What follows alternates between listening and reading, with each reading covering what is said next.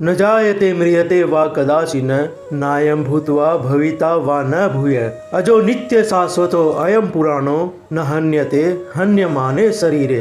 श्री भगवान ने कहा, आत्मा के लिए किसी भी काल में न तो जन्म है न मृत्यु, वह न तो कभी जन्मा है न जन्म लेता है और न जन्म लेगा। वह जन्मा नित्य शाश्वत तथा पुरातन है। शरीर के मारे जाने पर वह मारा नहीं जाता।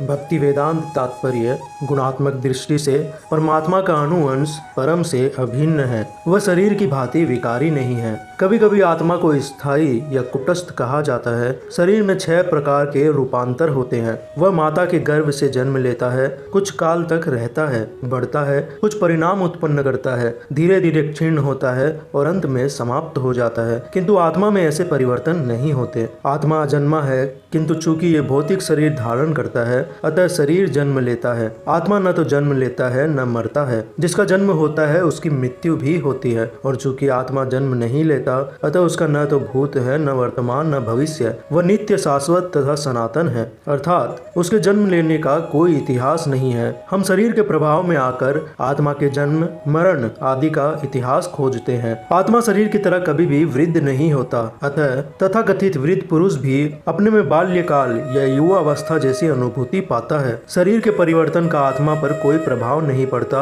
आत्मा वृक्ष या किसी अन्य भौतिक वस्तु की तरह छिन्न नहीं होता। आत्मा की कोई उप सृष्टि नहीं होती।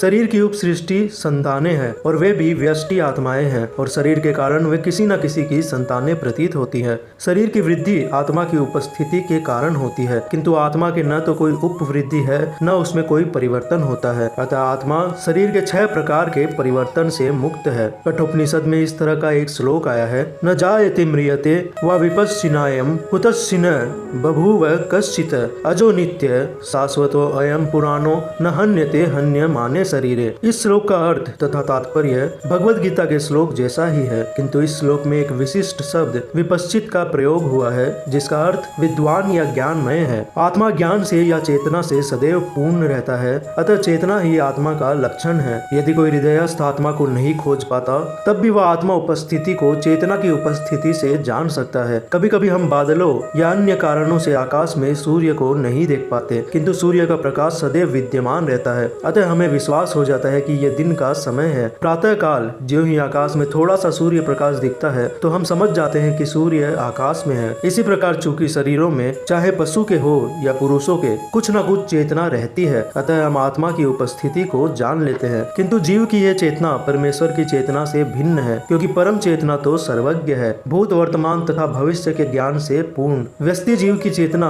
विस्मरणशील है। जब वह अपने वास्तविक स्वरूप को भूल जाता है तो उसे कृष्ण के उपदेशों से शिक्षा तथा प्रकाश और बोध प्राप्त होता है, किंतु भगवान श्री कृष्ण विस्मरणशील जीव नहीं है। यदि वे ऐसे होते तो उनके द्वारा दिए गए भगवद गीता का उपदेश व्यर्थ होता। आत्मा के 2 प्रकार है, एक तो अणु आत्मा और दूसरा विभु आत्मा। कठोपनिषद में इसकी पुष्टि इस प्रकार हुई है, परमात्मा तथा अणु आत्मा दोनों शरीर रूपी उसी वृक्ष में जीव के हृदय में विद्यमान है और इनमें से जो समस्त इच्छाओं तथा शोकों से मुक्त हो चुका है वह भगवत कृपा से आत्मा की महिमा को समझ सकता है। भगवान कृष्ण परमात्मा के भी उद्गम है, जैसा कि अगले अध्यायों में बताया जाएगा, और अर्जुन अणु आत्मा के समान है जो अपने वास्तविक स्वरूप को भूल गया है। अतः उसे भगवान कृष्ण द्वारा या उनके प्रामाणिक प्रतिनिधि गुरु द्वारा प्रबुद्ध किए जाने की आवश्यकता है।